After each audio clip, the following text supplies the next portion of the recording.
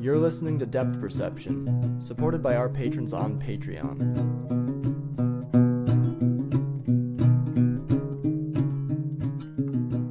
Welcome to part 2 of our deconstruction of the idea of alt-left woke culture. As I hinted in last week's introduction, this episode ends up being more about cancel culture than woke culture.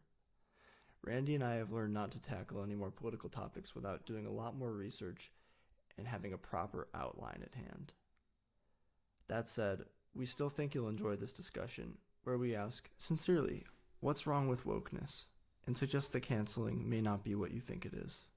For this episode, trigger warnings for discussions of Nazism, fascism, racism, sexual assault, and state violence. I don't think there's any spoilers this time. Also, we've gone weekly as of last week, so tune in every Friday for the latest episode. We got a lot planned for October, or should I say, Spooky Tobey Maguire. Here's our show. My name's Leo Marino. I'm Randy Marino. Randy Marino. No, my name's Leo. I'm Randy. And we just got divorced, so Randy's not used to not using my last name anymore. We're here to talk about woke /PC /cancel culture.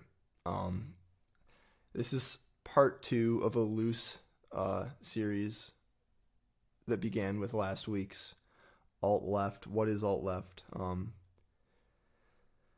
Where we talked about the idea of the alt-left and showed, I think, that the idea of the alt-left is just a fabrication of the alt-right.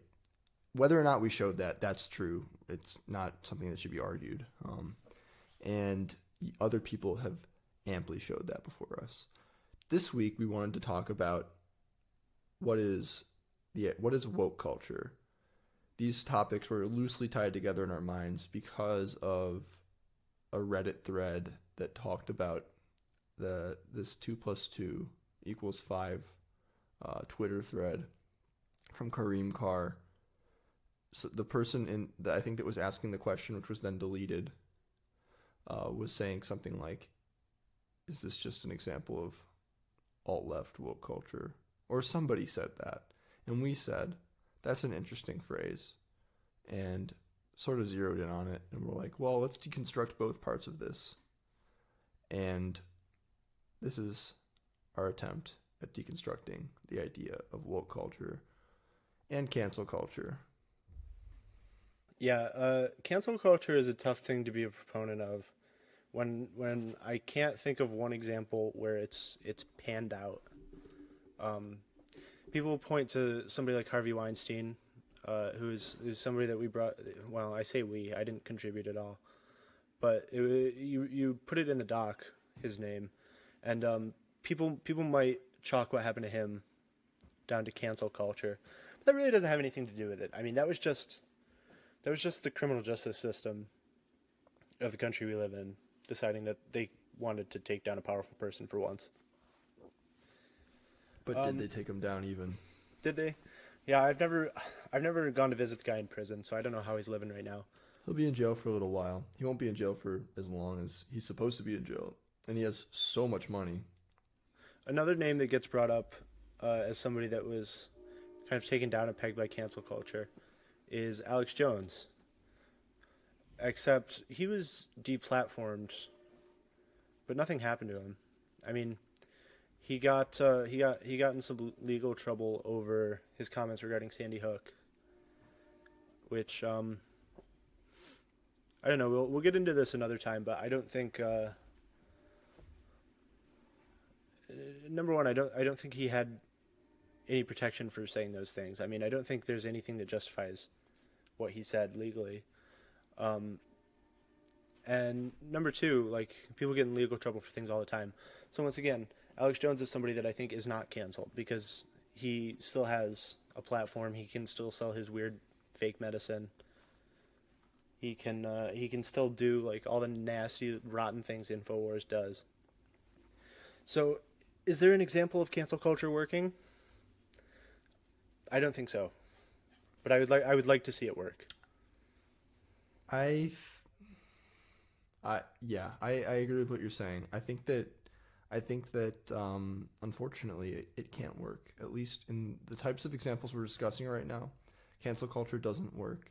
There aren't situations where powerful people who have bad views get shamed publicly and then lose their power, their cultural capital, their real capital, and are no longer in the public eye. What do we want to happen to them? Do we want them to die of starvation? I'm not saying this to provoke people and to say that, you know, it's wrong to want things to happen to people that take away their power. But I think that this idea that taking a hit on someone's fame, somebody taking a hit on their fame for their actions, translates to them losing their power is a it really it reveals a fundamental um, misunderstanding of the relationship between fame and power in our culture, in our world. Uh, I mean, like, is Donald Trump president because he's famous? There's a sense in which that is true on the surface, but really he's president because he has capital and he was able to wield that capital in a way that disregarded the valence of his fame. It didn't matter if it was infamy or fame in order to increase his chances of winning a political office, which in the end of the day, I think history will show, was more or less so that he could perpetuate like his, well, what I'm trying to say is that for him it's just not just monetary capital that he's after. He is after a certain type of fame, but what I'm saying is that he's after a certain type of fame that doesn't need to be positive. So what I'm saying also when I use him as an example is that it's naive of us to think that we can just make somebody look bad in public and somehow that's justice. The injustices those people are capable of carrying out are not really accessible to us via, I don't know, manipulations of the type of public attention that they're getting. If they're getting that public attention, that's really just proof that they have power. I think if cancel culture was going to work, it would like think about like the Amish community, right? One of the things in my mind that is a big feature of Amish life is shunning, where they essentially, you know, remove somebody from the community without making them leave. I mean, the closest you can get to actually canceling somebody is just flat out ignoring them, right? But the thing is, when as far as the internet is concerned, you know, people can still just go and find the person, right? There's not enough community in the world to get somebody like Alex Jones to shut his website down, or to get Harvey Weinstein out of the movie business, because he has that power, he has that capital.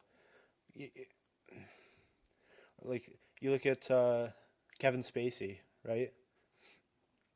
He was kind of the first, as far as I can remember, when the Me Too movement came around and the things he did were brought to light publicly.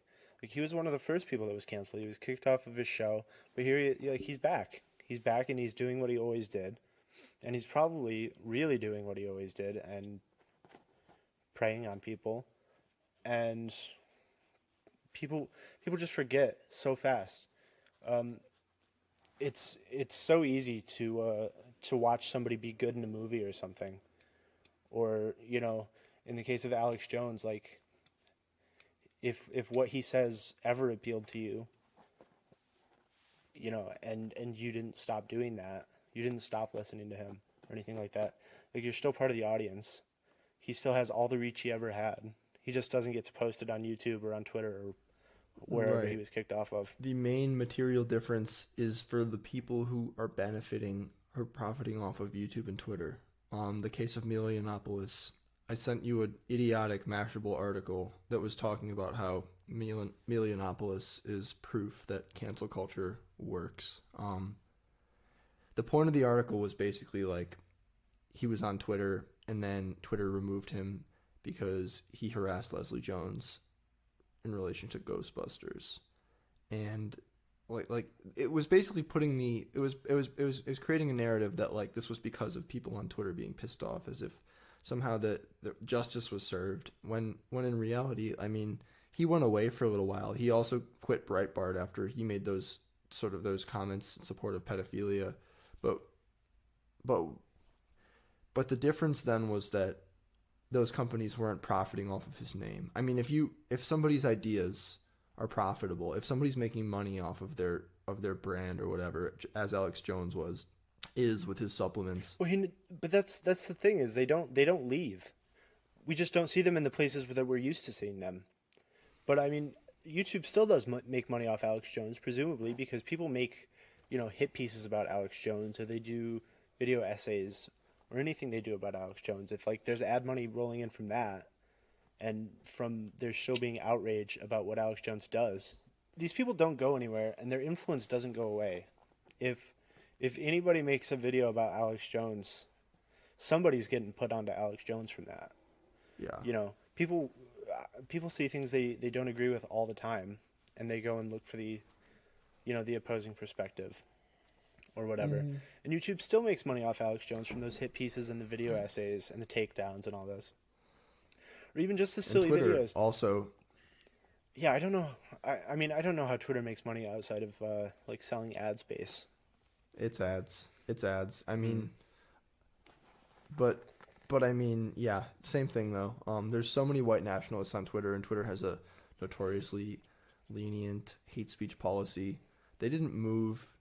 It wasn't them like deciding like, oh, we really should exercise our hate speech policy when they removed Milo. It was just like, oh, we might lose money if we don't. And so they removed the one person out of all the people. Yeah, I mean, you see the replies on any like woke person's tweet about anything, whether it's like mask wearing or unfortunately the Holocaust was trending today. Don't know if you saw that. The Holocaust was trending today because apparently 1 in 10 Americans under 40 were unaware of the term, claimed to have never heard the term. The term Holocaust? The term Holocaust, yeah. 1 in 10 under 40. Oh, shit. I think I have the number right on that even. I don't think I'm exaggerating that. Wow. But that's like the Holocaust denier's wet dream. It's just for people to forget that it happened. Well, no kidding.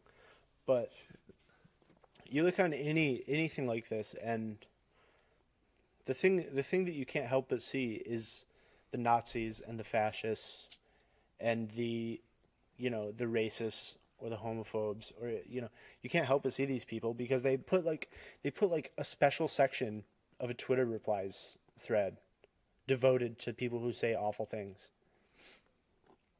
Right? Really? Well, yeah, you have the place where you have the place at the bottom where it's like it says like, oh, these tweets are offensive or inflammatory or whatever it says. These are the nasty replies. So effectively, it's just a sorting. It's just a sorting mechanism for people who are shitty. And that's only the one that the ones that the algorithm catches. The rest of them are just out there, and you see them all the time. Like Twitter doesn't. I think it's generally true all that companies operating under a capitalist model can do in terms of disincentivizing. Well, here's the thing. Capitalist companies, they aren't incentivized to, for moral reasons, disincentivize hate speech. They aren't incentivized to do it at all, because if somebody wants to be spending time on their platform and they're profiting off of the mere just existence of somebody's presence, interactions on their platform, why would you discourage that? Unless, of course, you had a real sense of social responsibility that extended into the future. in which case you probably wouldn't be a capitalist. Yeah, you don't get to be the So company with the biggest like market share by shutting groups out, right? They if something generates clicks and it generates traffic and more people put their eyes on ads and everything, like they have no reason to do it because they'll probably get more shit by I bet YouTube got more shit about taking Alex Jones off than they ever got for leaving him on. So that's a good way to put it, because it's organized shit from people who have money versus just people exactly whining. like regardless of like whatever they lose by in ad revenue and taking him off, like it's even worse for them, which is why it's so much of a bigger surprise when they do it, because number one, you don't expect them to. Nobody that asks for it, I think, really expects them to, unless they're just like pie in the sky. That's the thing. Think about how much how much of a blow it was for Twitter to just like put the warning under politicians' tweets that they're lying. Like, think what it took. Think of everything that happened leading up to that. Every false statement that was made and disseminated, amongst people that like the politician in question, people that don't like them.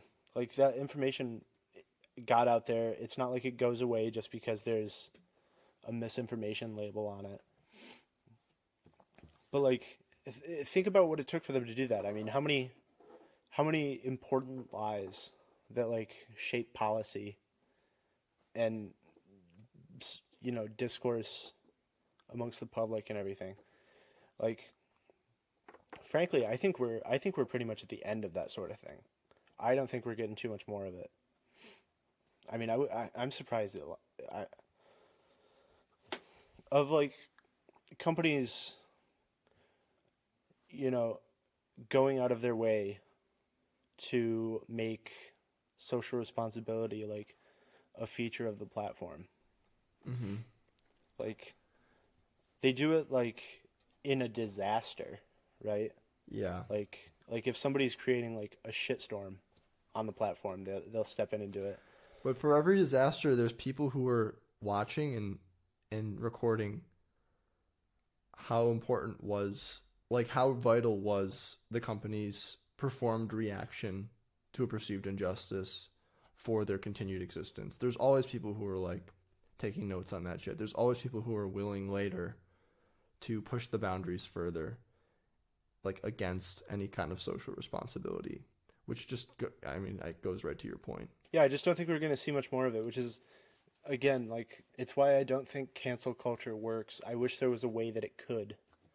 Like, it just doesn't work because there's a million platforms out there. I mean, Alex Jones could go be on, like, he could probably be, like, I mean, friggin' Erdogan. He could set him up with something, or Putin could set him. Friggin' Kanye on Twitter today called himself Baby Putin. Baby Putin, he called himself. And, like, between the, like, pictures of sensitive contractual information and calling himself Putin and all this, the only tweet of his, and a friggin' tweet of him, of a video of him peeing. Like, the only thing that gets taken down is somebody's address, and that's good. But, like, these companies will only act in as far as they are helpless from not acting, right? Because they have to do it. Like that video of Kanye, I bet he's still got him peeing on his friggin' timeline, and like that should be gone because like he shouldn't be on Twitter. I mean, he's obviously not like capable of handling a Twitter right now. Donald Trump is not capable of handling a Twitter. I'm assuming he even curates his own Twitter. I'm sure that's Sarah Sanders or somebody. Whoever is the press secretary now. But these companies only act when their hand is forced. They don't do it because they're benevolent or because they believe in what they do. And their hand is only forced in certain situations. Like you just said. Like Kanye docs somebody. The tweet that gets deleted is Kanye doxing somebody. It's not Kanye, like, if they were like dealing in social responsibility, they would be like, this guy shouldn't have a Twitter.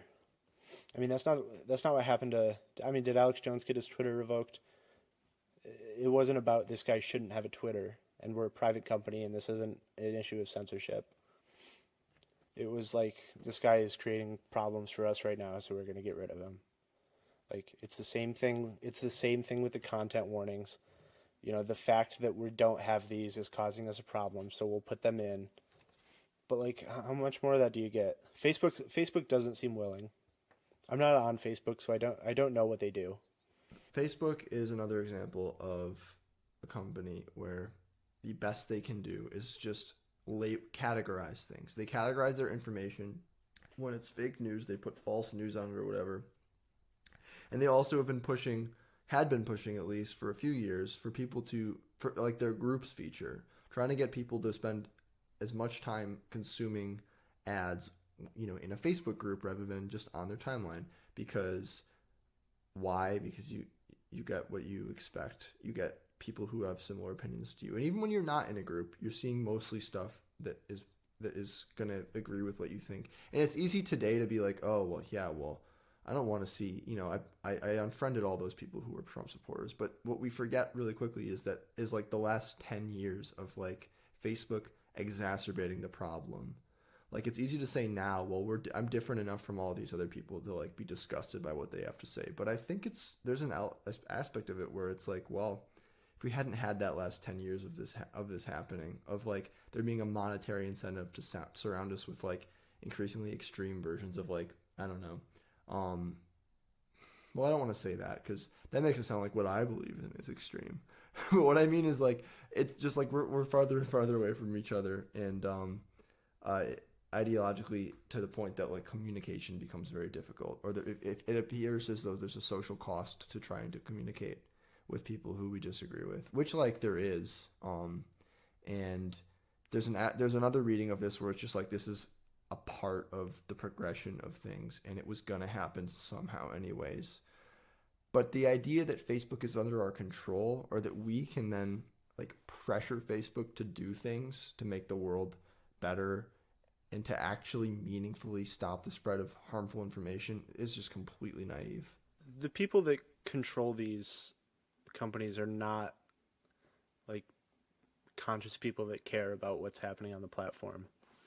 It's shareholders who are out to make as much money as possible because they've invested their money, and they need to see a return. And like, you don't get that by kicking people off or shutting people out. It's like a drastic measure when it happens, and it's something that they, it sends people to other platforms and makes those worth investing in because there's big presences on them. What is that? Yeah. What is that Twitter alternative that a bunch of conservatives were talking about going to? Oh, I don't know. I don't know either. I think it started with a P. Ptolemy? But yeah, it was. All roads lead to the last great dynasty of Egypt. Ptolemaic Egypt. Yeah, it's a great platform. They were really good guys. Yeah, I don't know what the name of the platform is, but like when these people get kicked off Twitter, I mean, is Milo Yiannopoulos on Twitter? Ben Shapiro's on Twitter. Alex Jones was on Twitter. If they go somewhere else, then that becomes like an attractive place for people to invest. And right. Either there's going to be a bifurcation outside of the company or within the company. If you can't keep those people separated within your control and your ability to make a profit, they're just going to go somewhere else. The thing that like I've done, like canceling people works as an individual, right? I unfollow and mute and block, and if I see like an annoying channel pop up in my recommendations on YouTube or whatever, I tell YouTube to make it stop. But as far as like, groups of people go, you can't cancel, and you can't cancel because you're not going to get an entire population of Twitter people to mute an offensive person or whatever. Like, the only thing you can do is do it yourself, and that's not. It doesn't impact the bottom line unless you're like stopping being a customer or you're a person with influence.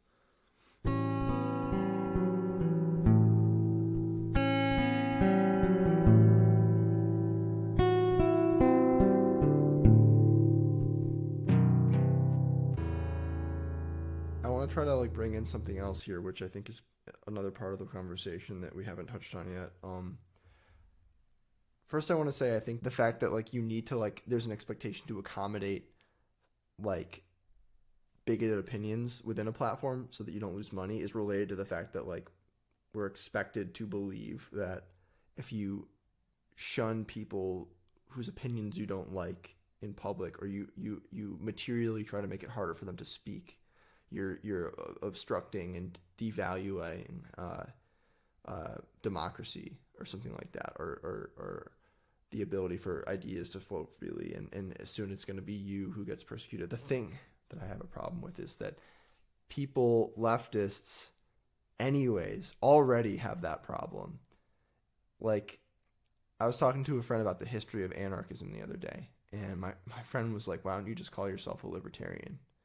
And it's like, because my friend has a perception that the word anarchist is a bad thing to be.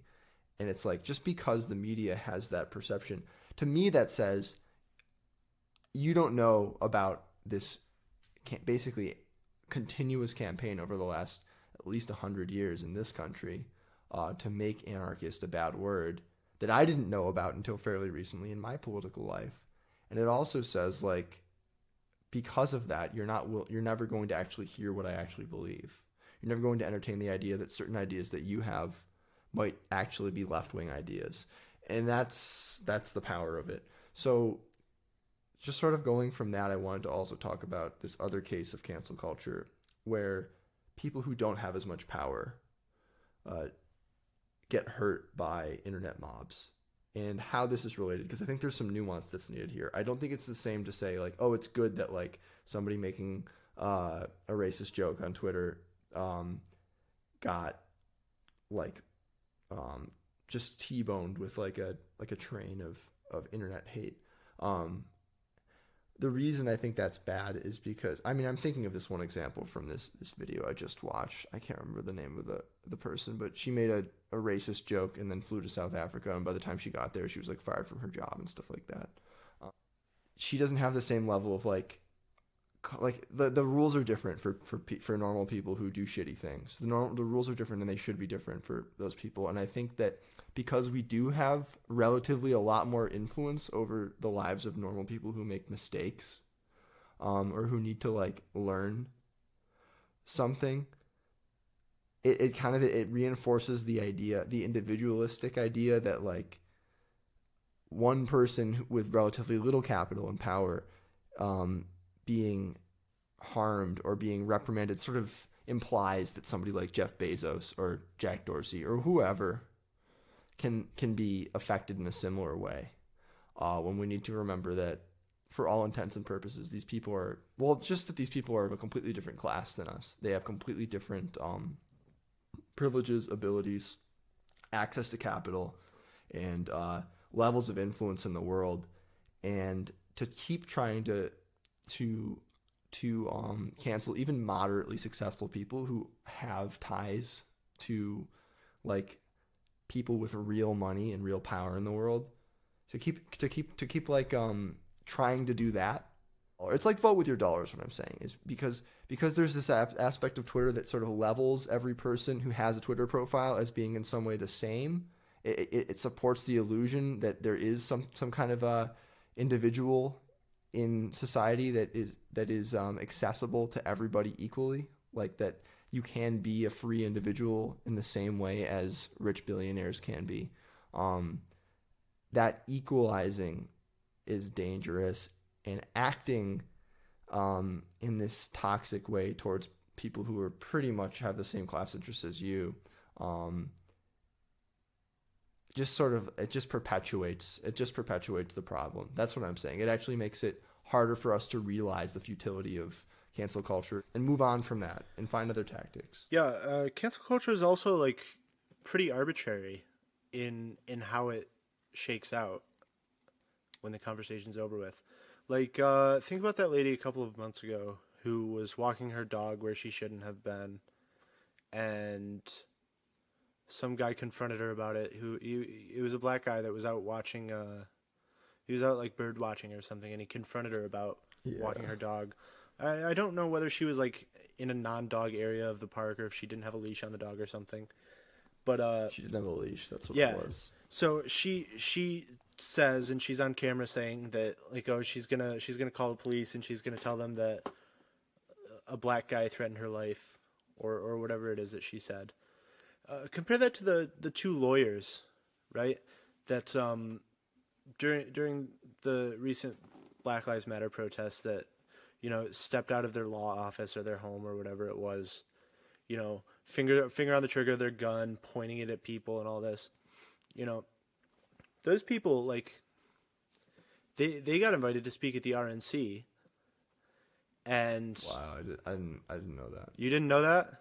Oh yeah, they spoke at the RNC, and you know, the lady that tried to get the black guy killed by calling the police on him and lying, she gets fired, and you know, I mean, she probably has the benefit of a level of anonymity because she's not, you know, she's probably not a licensed professional that has to be like, you know, you probably, I don't know, I've never had a lawyer for anything, but I mean, I imagine you probably like run pretty extensive check before you hire somebody as your lawyer and all this.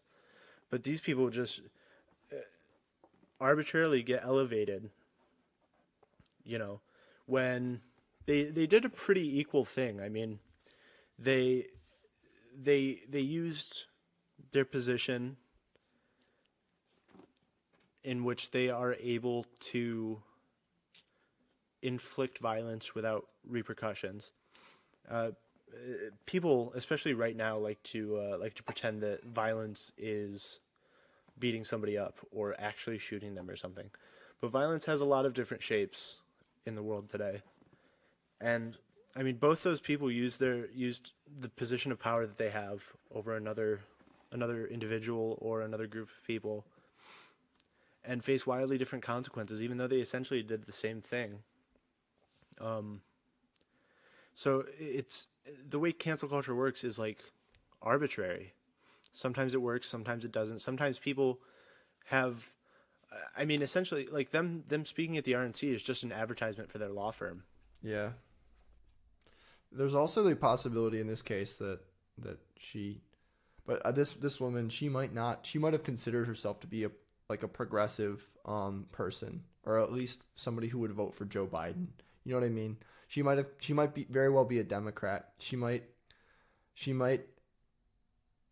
like, even though she said something that she must have known was racist, that doesn't necessarily mean that she was thinking about it at the time. It still like is racist. So what I'm saying is like that aspect of it, her threatening state violence on this guy, it is the same. Not only is it arbitrary the consequences people face, it's often arbitrary the internal narrative that they're telling themselves when they enact violence. And she was canceled. Do I think that she should have lost her job? There's a strong sense in which I'm just kind of like, yeah, good. I'm glad she lost her job, because that's the way that it feels like things should play out in the world today. But on the other hand, there's a part of me that politically believes everybody should have access to resources and food, and for a second is like, well, did she? And then of course the next thing I think is, well, yes, she did. Like, she had more capital than most people that I personally interact with day to day. She has a support network of people, of other white people. So she's fine. Materially, she's fine. It's not sad that she lost her job. It's sad that she said something so horrible to this guy. All I mean to say is that when it you know, there's like a sliding scale of how how you can be impacted by cancel culture, because the reality is, in the same way that those two shitty lawyers got to run an ad campaign for their law office by pointing guns at people protesting violence, maybe she gets a better job. That's the thing. That's the thing about getting fired. Yeah. Maybe you get a better job. I got fired from my last job. I got a better job. I have a better job now. Like, and I didn't get fired because I was violent. But I mean, I did get fired for being a shithead. Like, I didn't want to be there. Everybody knew I didn't want to be there. I didn't make it any secret that I didn't want to be there. And it's just like, people have privilege, and there's that sliding scale of like how it affects you, because like, as far as I can tell, like, I'm pretty sure Terry Crews is done. Like, I think Terry Crews' career is pretty much over, right? Because he's being a shithead right now. What happened? He's just being a shithead. He's like, I mean, he had like a huge part in my perception of the Me Too movement. Like, he had a big part of that. And yeah, that was the last thing the last association I have with Terry Crews was him speaking out about being sexually abused. Yeah. So what's this? So, according to Wikipedia, in March 2019, Crews faced criticism and backlash after responding to a New York Times op-ed by human rights lawyer Derica Purnell, who stated, "Love is not gendered. A child will not starve with only one gender loving them." Crews responded, "But they will be severely malnourished." Crews deleted the tweet and apologized the next day after speaking with his Brooklyn Nine-Nine co-star. Or Gina Carano, who is a character on The Mandalorian. She was getting some flack for not pretending like she didn't understand why people put pronouns in their bio on social media, and so she put her pronouns as like beep bop boop, something like that. That's what she put as her pronouns in response to her getting backlash about this. But guess what? She's famous. She was like a famous athlete, and now she's a famous actress on one of the biggest TV shows going right now. And it doesn't matter.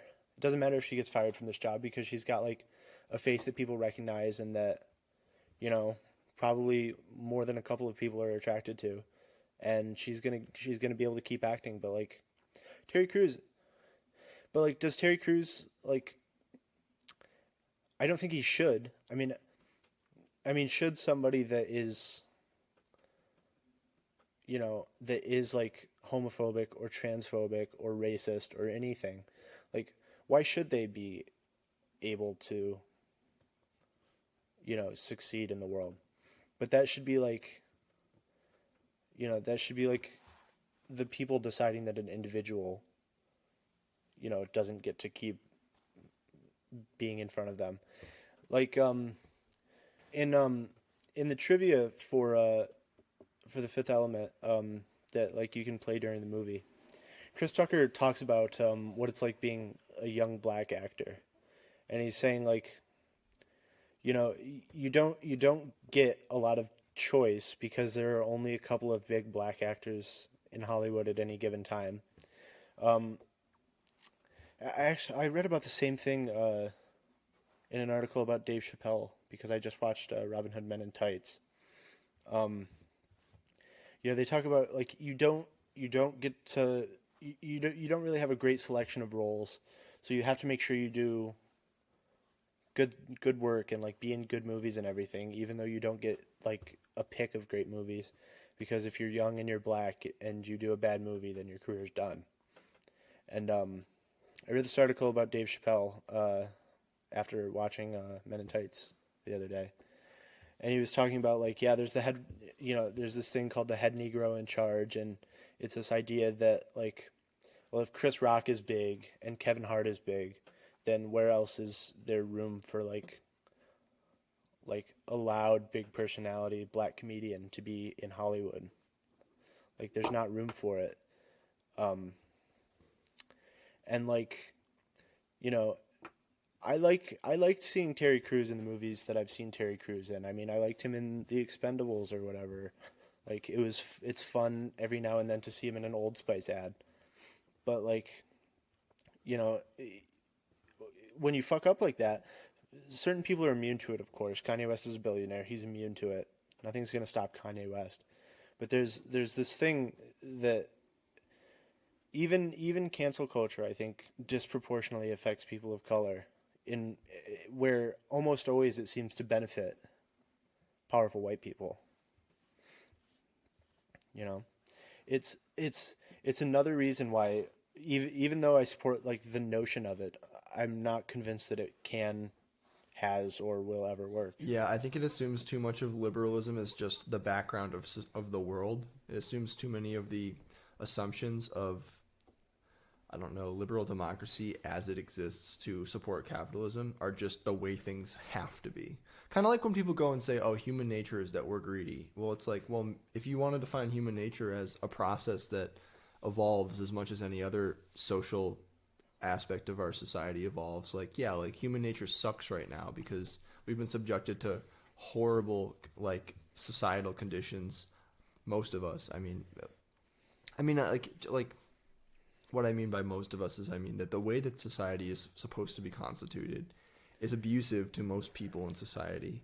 And to just sort of like so that therefore to just like assume that like we're supposed to believe that like there's some way that we can just I don't know, enact justice by like mobbing people online. I think it's an unhealthy idea because Absolutely. the way that it actually plays out, it ends up just being a drain on people's sort of like collective energy to do anything else a lot of the time. I don't have evidence for this, but what I mean is like people get pretty fired up about trying to cancel certain people, especially when they think it's within reach, when they think it's possible to cancel those people. How about we do something that maybe has a little bit more meaningful and long-lasting impact? Just in the same way, I'm not saying that we share the blame in the same way, but when a capitalist does something extremely short-sighted, somebody who has the ability to sort of like actually, I don't know, live in the world, and create a company, somebody who has enough capital to actually be a capitalist if they want to be, when they do something stupid, they don't get reprimanded by the people around them. They get supported by the people around them who have an incentive to believe that what they're doing is at least not worthy of critique. So then when we go and do something short-sighted or something that only has a material effect in the extreme short term, like try to stop somebody from a relatively small, I don't know, YouTube or Twitter subculture from having a voice, which, happens all the time. Like, Well, like, you remember what happened with Goya? Do you remember what cancel culture did to Goya? It got Goya an advertisement from Ivanka Trump. yeah, Like, that's the good it does. Is, unfortunately, that's right. it ties in really neatly to that line you put in the notes, from Ben Burgess. Pull it up. The left has a bad tendency to view politics in moral terms rather than in strategic terms. Perpetuating moralism while doing good real-world activism is worse than fiddling while the world burns, because in the case of the former, I wish you wrote in complete sentences, because in the case of the former undermines the other, undermines leftists' ability to gain and command real-world power through collectivization.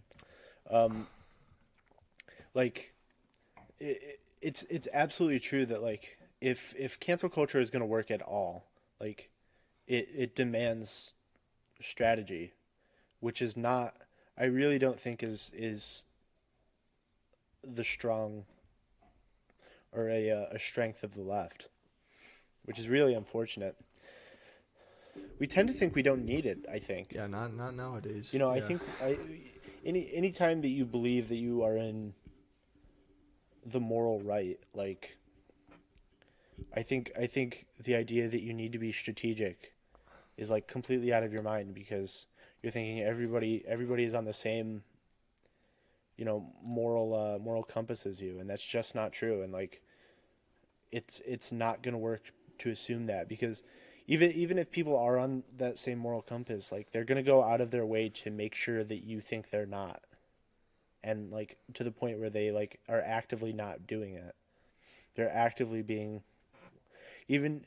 There's no way. I don't believe that Mm-hmm. like a lot of bad people don't believe that they're being immoral. There's no way that there's no way that Alex Jones thinks he's doing the right thing, or Gavin McInnes. He doesn't think he's doing the right thing. Like he's doing what's good for him. Right. I think he at some point became comfortable with the idea that there's more important things than the right thing.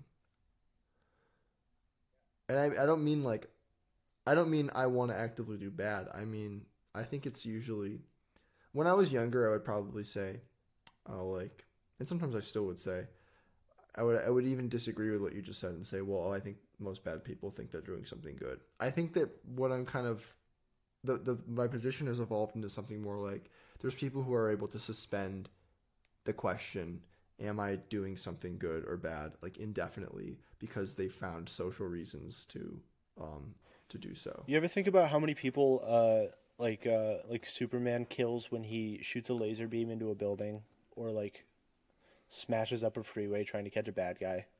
Pick any superhero. Like there's this thing in like the collective unconscious that you know it's like the inverse of the bystander effect, right? Where the bystander effect is like if you're standing in a crowd of people, you're less likely to do the right thing because you're waiting for somebody else to do it, right? And Yeah, I think that's something that the left really suffers from. Whereas, you know, to me, like if the left are the bystanders, then that means yeah, that yeah, the people on the right are the people that we're standing by and watching, and you know, there's very few people that are willing to like step up and like lay out a plan or strategize. Like even Bernie Sanders didn't have a plan. I mean, he had lots of ideas. He had he had lots of like, especially now. Excuse me, that even grossed me out. Um, I didn't hear it. count your lucky That's eggs. true. No presidential Um, candidates are expected to have a plan. yeah, there's like there's like no expectation. I agree with Bernie Sanders' platform. Like I would like to have had Bernie Sanders running for president in 2020 and to be the nominee and everything. But I'm not like naive enough to think that he had a plan. I mean, he had lots of ideas. He had lots of like, well, if the stars are right, then this will happen. But like he's not accounting for the possibility that there is like a rogue element in Congress of like what if Mitch McConnell doesn't get voted out of Kentucky whatever this year, or like what if you know what if his vice president isn't like aligned with his goals? I didn't even know who his vice president would have been. Like I can't think of anybody that could have potentially been vice president to Bernie Sanders that would be on the same page as him. I mean, like that's like another thing is like the left is more fractured than any other group I could think of because there's like there's like three parties that exist in the Democratic Party. There's like the conservative wing of the Democratic Party, and there's the neoliberal wing of the Democratic Party, and then there's like I think those are the same. the Democratic Socialists. Well, you're welcome to expound on that. Neoliberalism is a conservative ideology that basically says we need to go back to classical liberalism and just commit all of our. Yeah, but again, Um, you think I'm saying something when I say conservative, you think I'm saying something that I'm not saying.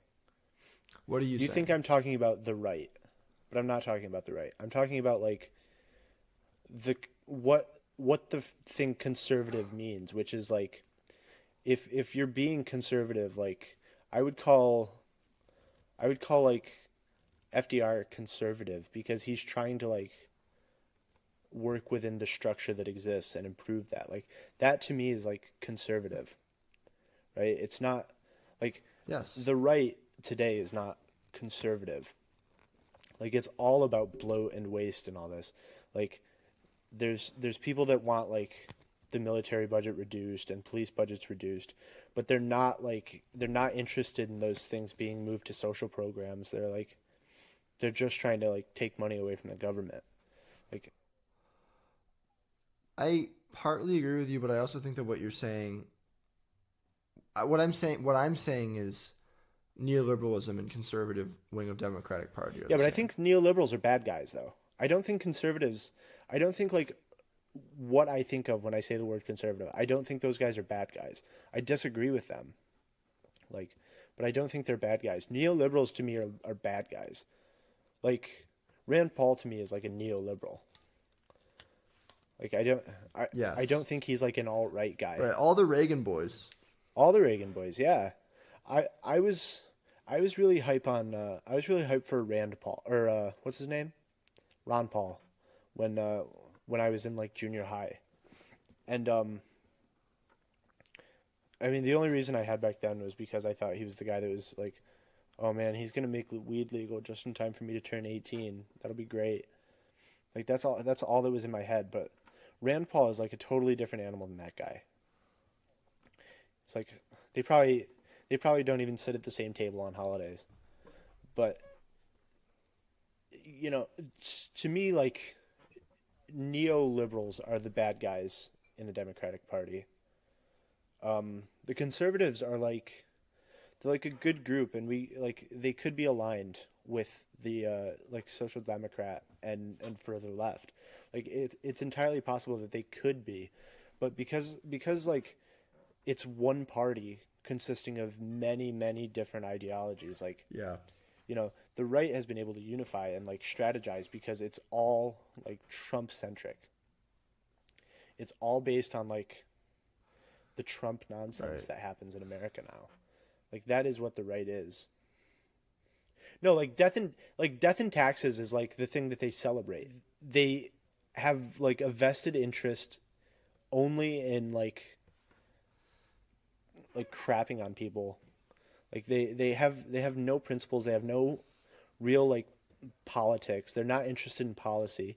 They just want to like deregulate and privatize like every arm of the government. I mean, they probably would have rather have Blackwater and or whatever it is now.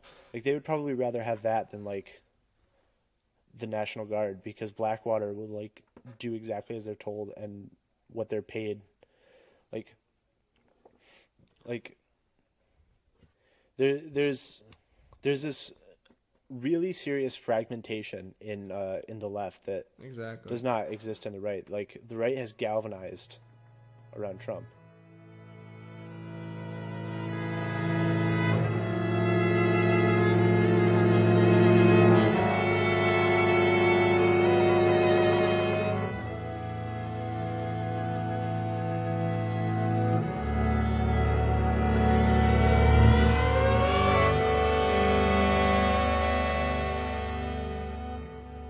I think this ties in pretty neatly actually that we have like abused the position of power as humans, being very intelligent, being very capable of creating tools and systems and being able to analyze behavior and all this. Like I think we've abused that and it's I'm not going to say that it's catching up with us now. It's always been catching up with us. Like as long as there's like history that I can read of something, you can see the parallels in between then and now and how our nature is at loggerheads with I think what most people really want in life is against our nature. Because everything that we do is within our nature. I mean, what Mitch McConnell's doing is human nature. What AOC does is human nature. What Bernie nature, that would have been a good name for him to run under.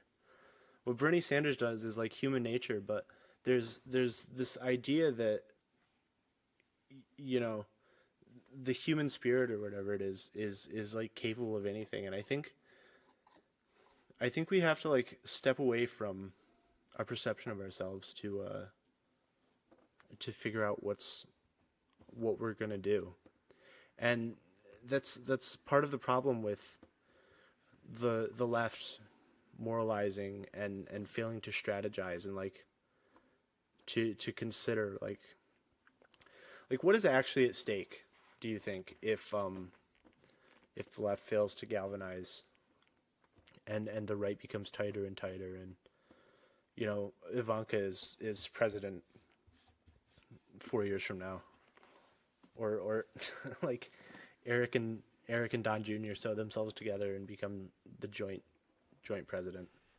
I've listened to some stuff recently that's made me reconsider and broaden my idea of fascism. Do you think it's a matter of if, or do you think it's a matter of when? It's a matter of when, and I think it's also a matter of for how long. I don't think it's going to be for hundreds of years. I don't think the U.S. has hundreds of years. Exactly. I think I've touched on the comparison with ancient Rome, where like the Republic ends, the Republic, which was never very democratic. Imperial currents take over within the government, and it's one of those situations where the modern conception of emperor is basically an archetype that was created by a process, and as that process was playing out, the idea didn't exist yet. So it's important to remember that fascism didn't exist before the 20th century. Aspects of it did, but it didn't consolidate, didn't coalesce into something till then. What's going on now can rightly be called fascism. I think should be called fascism at this point, but might have a different name in the future. These things happen fast. I mean, it was how long was it between Hitler getting out of jail and becoming the head of state of Germany? People don't like comparisons to Hitler because they like to pretend that only happened once and it can't happen again because everybody knows. But a lot of people really admire Adolf Hitler. If they didn't, we wouldn't have Nazis. Yeah, he was, according to Wikipedia, he was the Führer of the Nazi Party from 1921 to 1945, and he was Chancellor of Germany for more of that time than he wasn't Chancellor of Germany. It happens fast. 20 years, or the 11 years that it took for him to become Chancellor of Germany. That's not a long time. That's 3 presidential terms, and I'm fairly certain we're looking at a second Trump term 47 days from now. I think it's inevitable. The DNC probably got what they wanted by picking Biden. They probably wanted 4 more years of Trump, and then after that 4 years of whichever Trump gets voted in after him. I'm fairly certain they got what they want, and at that point we're looking at the same amount of time that it took Hitler to rise to power in Germany. It's times like these when I really ask myself, why did the U.S. base its government on an already corrupted version of the Roman Senate, where one senator had risen to the position of de facto head of state? Or how about the fact that the Nazis based their techniques on things America did? How about that? People don't like that. I don't particularly like it, but it's true. I don't, for one reason or another, probably because it makes people feel better, but we like to pretend that it can't happen here. Just same as, every time I smoke a cigarette, I really, really like to think that cancer won't happen to me, but I like eating food that's bad for me, and I like smoking cigarettes that are bad for me, and I like drinking alcohol, which is bad for me. I don't like it that much, but I really like cider. We let things happen that are bad for us because we'll find something to appreciate during the time that it's happening. I mean, I don't spend a ton of time. Really, I don't spend much time at all outside of the podcast these days thinking about what America looks like at the end of Donald Trump's fourth term, you know. But it's there, it's looming, and I think we're not as far away from fascism as people want to think we are, especially people that, you know, people that think, well, we'll be okay after, even if Trump does have a second term, we'll be okay after that. You know, things will swing back to the left and we'll be okay. Like, Yeah, it's a mistake. things like if Trump wins this election, which I think it's a safe bet, whether he actually wins it or he just gets to say that he won it, or Putin says that he won it, or whatever. I think regardless of that, like I think I think without the left deciding to galvanize, because I think there's more of us. I really do. But most of us are also pretty comfortable because of whatever things we find that make us comfortable, we're more comfortable. People on the right are constantly agitated. Everything agitates them. Like people wearing masks agitates them. People saying like you should wear a mask agitates them. Like that's the thing, is they're always active. They're always like beating their chest. And people like me, people like a lot of people I bet are pretty like, I can't say only anything but non-agitated. I mean, I'm frustrated. I'm not happy with it. I'm going to go to the polls on election day so that I know DeJoy isn't going to fuck with my vote. But with that said, like, it's going to require a lot more than like deciding that I'm going to vote in a pretty hopeless election. I posted on Facebook a few weeks ago, like, I'm going to vote for Biden. I hate it, but I'm going to do it. And one of my friends was like, you shouldn't do that.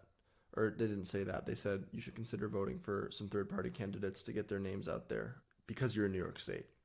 Because New York State's going to be blue no matter what. The number of people who aren't going to do what... That's true. Yeah. And I've kind of been sitting with it, and I think it's true, but it's also not real activism to do that. And also the person they suggested was like a Leninist, I think, like covertly. And I'm not about that. I definitely don't think it's activism. I mean, it's like... Yeah. I mean, it's the least you can do is hope that by voting for a third-party candidate, you put a name out there. A third-party candidate is not going to ever win an election because they're not allowed to, essentially. I mean, look at the election that put George Bush in office. The third-party candidate split the vote, and Al Gore didn't win. I can see happening though. I can see a fascist party straight out being like, we're going to have Donald Trump as our candidate and getting that to happen. And then the Republican Party becoming the Democratic Party, and then the Democratic Party ceases to be relevant. And then after that, the fascists completely consolidate power and there's no parties. And the thing about that is that they have the police on their side because the police are already on their side. When they put on the uniform, they have like declared loyalty to the fascist arm of the U.S. government. The police are on their side. I have to assume that a pretty good portion of the military is on their side. The people that aren't on their side are a lot of people that I imagine are pretty much just like me. And some like really tight out there punk rock kids that are not gonna like they're not gonna sit like I probably will and let fascism happen. I hate to say it about myself, but like at the end of the day, like it's gonna come to violence one way or another. I think the violence might even be worse when Trump wins, because they'll be emboldened, they'll be protected, like and I don't personally want to be part of it, but like, so like, what am I gonna do? Yeah, yeah. I have to. What I'm gonna do is I'm gonna vote for Joe Biden and cross my fingers. like for now, that's like the thing that I have to do. Unless like something changes and I have like I get like I wake up and I hit my head on the door or something someday. Like I'm probably not going to join a resistance. I'm going to try and get my passport in order. And Just wanted to say to everybody who's listening, don't not vote for Joe Biden where it matters. Electoral politics are a joke, but like don't not do that because more people will probably die. Maybe I'm wrong, but I think we really underestimate how many people are going to be voting for Trump. I think your vote does matter. I think you should get out there and vote for the only person on the ballot that could beat Trump at all, possibly. Like, I think you have to do that. nobody wants to be caught being like, "Oh, like I hope Biden will win," like unironically, because it's like, but I hope Biden will win. I don't want Biden to win. If the election were real, there would be like 30 nominees. But it's not, and it probably never will be. And so please, if you're on the same wavelength as me, please vote for Joe Biden. Don't vote for a third party candidate because that is a vote for Trump. Like, truly it is. I don't want Joe Biden running for president.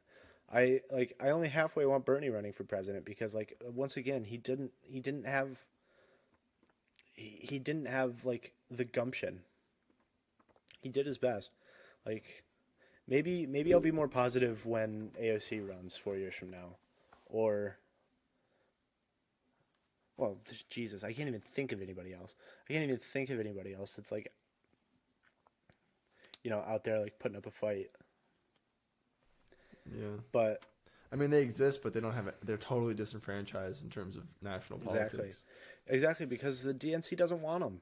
The DNC doesn't want anything to do with it. They're happy with Trump. But vote for Joe Biden. Yeah. Don't think about what happens if Trump is in office for 4 more years, and vote like you're going to change that.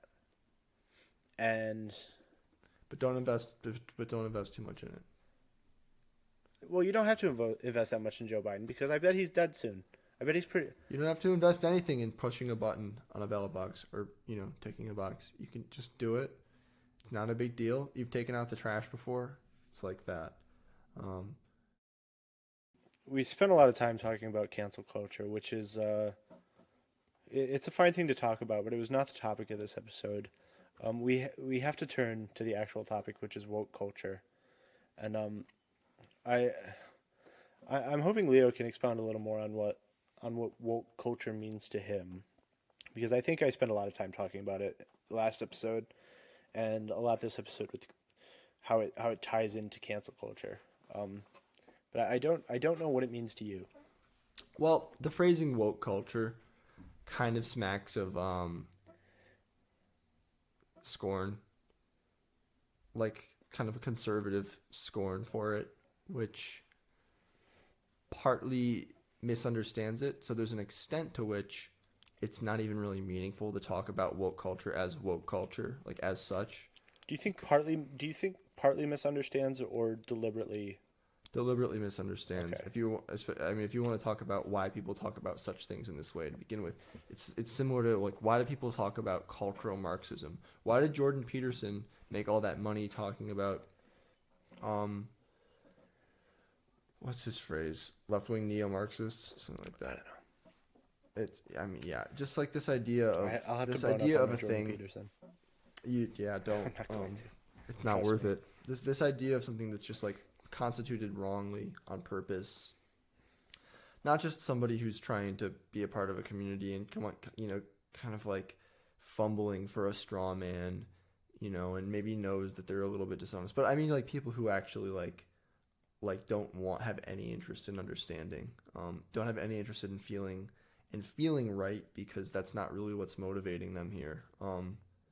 So yeah, woke culture, it's mostly that, but it's one of those things that I think there's a spectrum of sort of appropriatability into the culture of the people who are being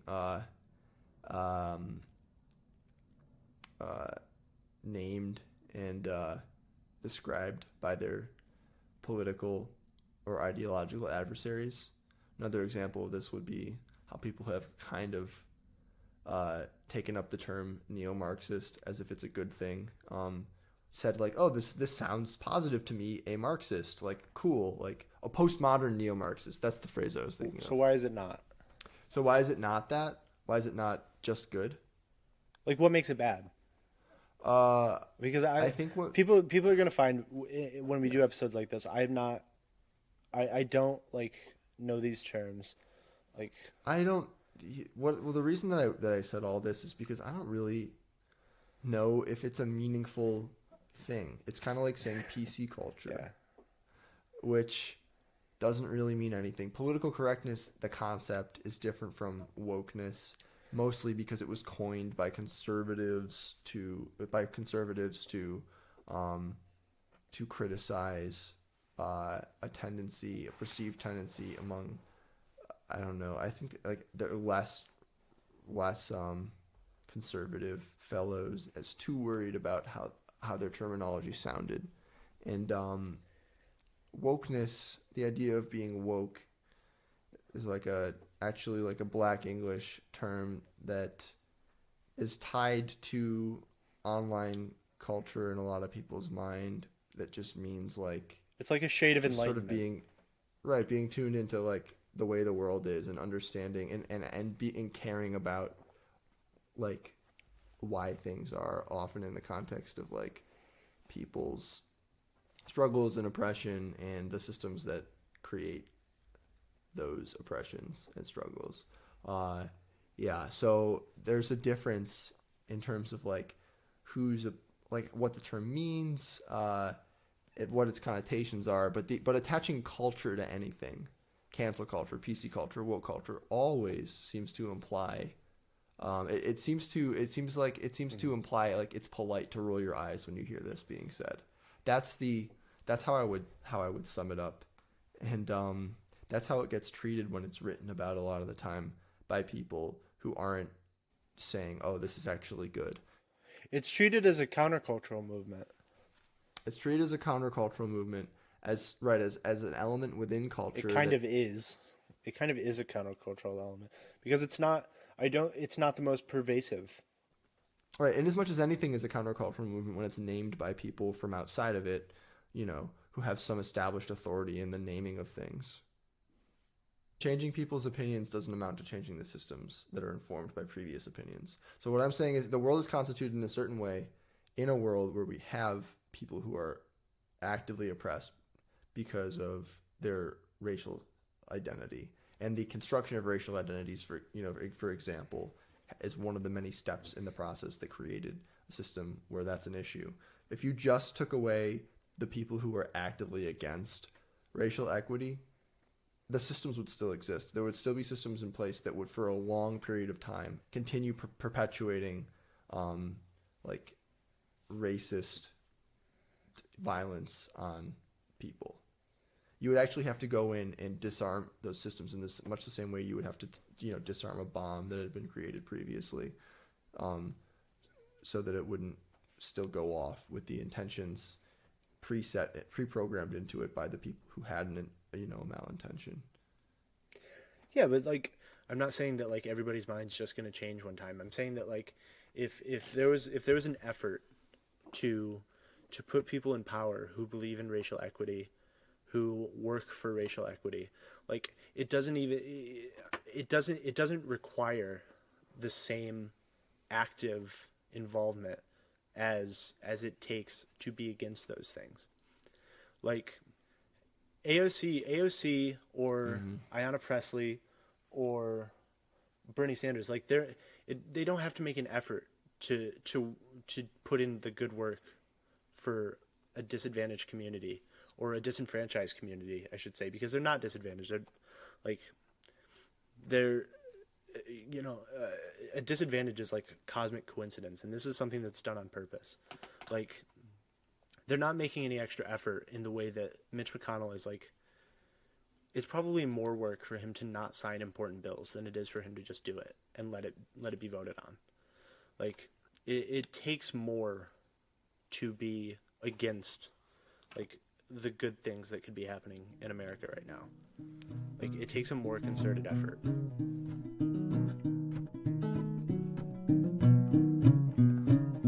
Thank you for listening to Depth Perception. You can support us by subscribing to our YouTube channel, kicking us a little bit of scratch on Patreon.